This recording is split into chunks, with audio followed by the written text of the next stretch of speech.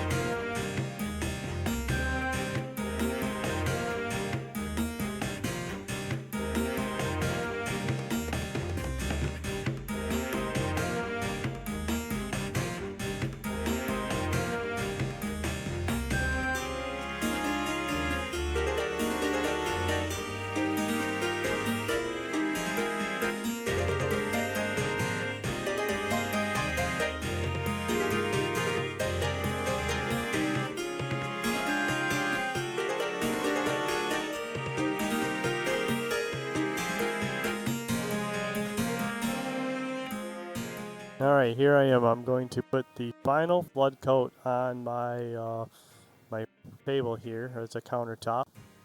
We're going to use the 1/8 by 1/8 square notch trowel, and we're going to spread it all out nice and smooth so we get the right amount of epoxy on here. And as you see at the beginning here, we are still sort of mixing the epoxy. We already mixed in the bucket for 2 minutes. But now we're, just to make sure we keep it mixing a little bit while we're troweling it out. So we're going to trowel this out, and then as you can see, I got the backsplashes laying there ready to go too. So once I get the countertop done, I will switch over and do the backsplashes, but I probably will shut the video off for that, so you won't see me do that, because it takes quite a bit of time to spread the epoxy.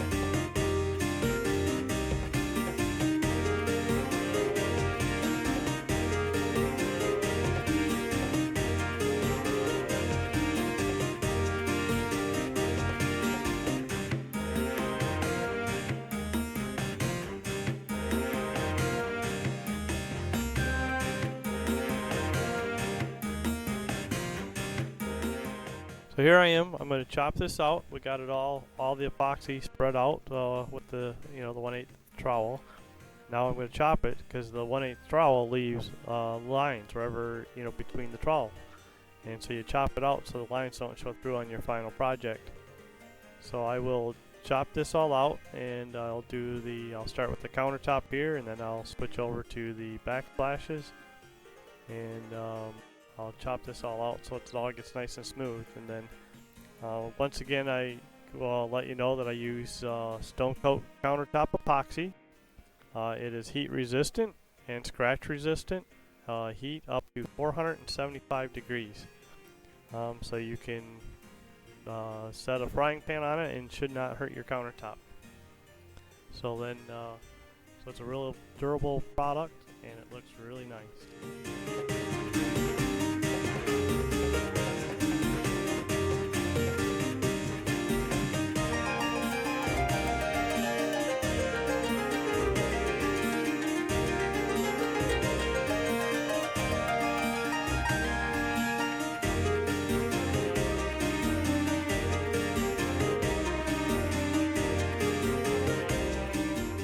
Alright, so now it's time to get all the air bubbles out from between mixing your epoxy and then chopping it. You're creating air bubbles in your epoxy.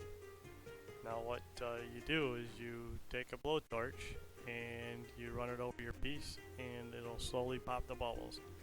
Now we've tried to show this on video, you just cannot see the bubbles disappearing. But we'll try again just in case, because it is black. I think we will get a close-up here in a little bit. But as when you're there doing it, you'll actually see the bubbles disappearing as the heat runs over it. And you'll have to do this a total of 3 times. And if you've got a small project, you're going to want to wait 10-20 minutes between torches. You're going to want to do it 3 times.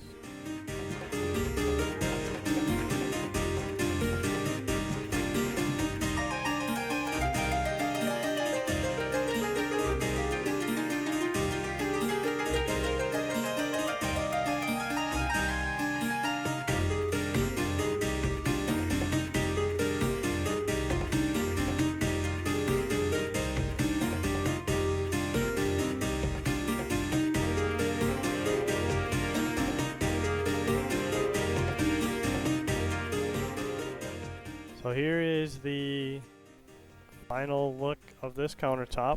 I got all the torching done and everything, and I'd love to hear your feedback. Let me know what you think of this video.